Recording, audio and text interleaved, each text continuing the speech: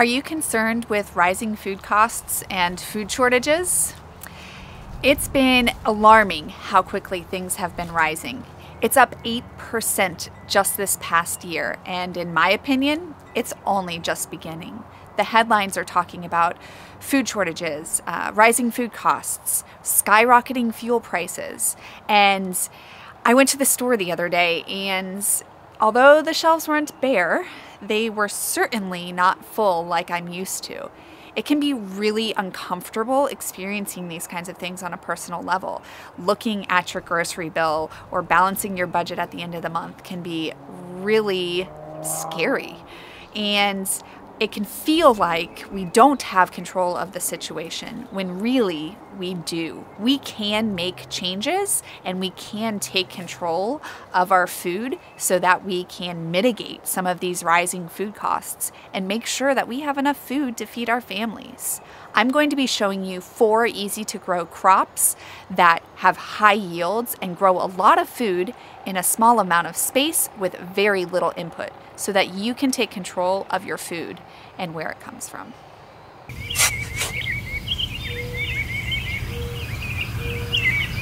In my personal opinion, if there is only one thing you grow, it should be leafy greens. They have an incredibly high yield in a very small space, which is really important when you're trying to meet your own needs. You need to be able to pack it all in, but also because of the nutritional aspect. So I first learned about leafy greens. Spinach loses 90% of its vitamin C within the first 24 hours of harvest. So when we think about our current food system and the supply chain, that thing is grown in California.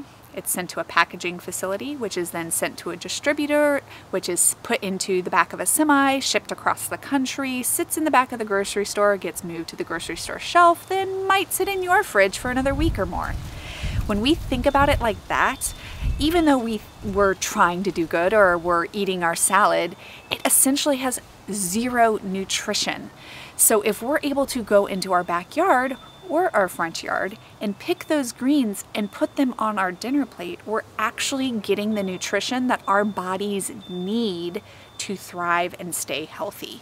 So in my opinion, leafy greens should be the first thing you start growing. I grow mine in raised beds and in these green stock containers. These green stock vertical gardens can grow 42 plants or more in 19 square inches. If you want to learn more about the green stock garden, make sure to check out the video above. Puerto Rican black beans are my absolute favorite bean to grow. You do need to trellis them or allow them to climb on something, but aside from that, they need very little input. I had them growing in full shade, in full sun. One of them got water, one of them didn't, and they still grew beautifully for me. It is a very hardy plant with very large pods, anywhere from 10 to 15 beans per pod. I averaged about a pound per plant of dried beans after harvested. I wasn't super careful on my measuring, but I believe my yields were around a pound per plant. You can plant them every 6 inches, which means in 1 foot, you can have a couple pounds worth of beans by the end of the season.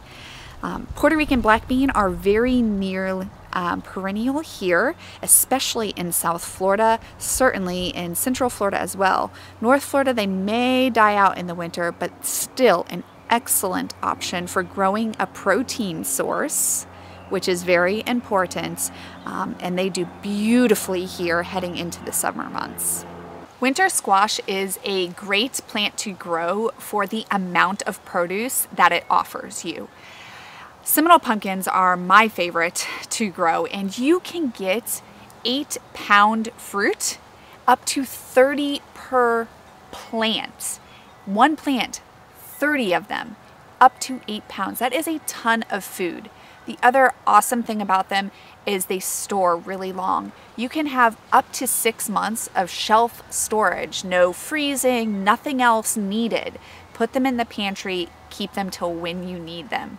I actually left one hanging on my chaya plant in the front yard for 5 months.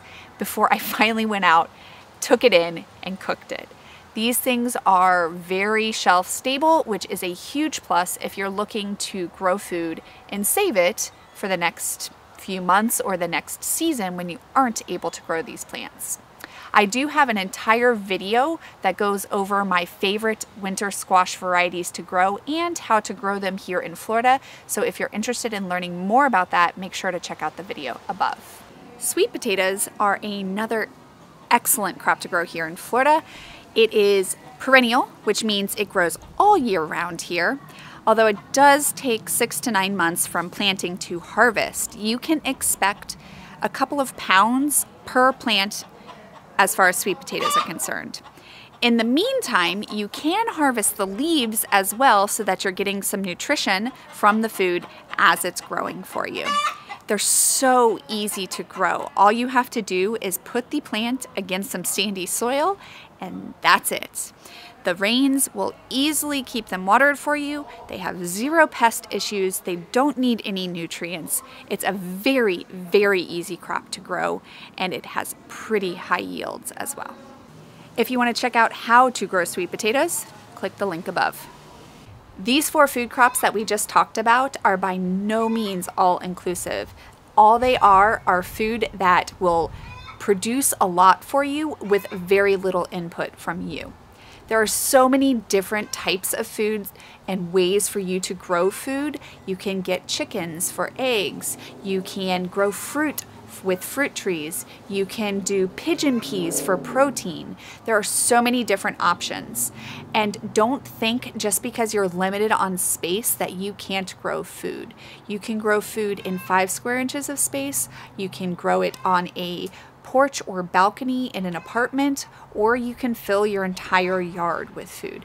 There is always a way that you can grow food so that you can take control of your food costs and food security.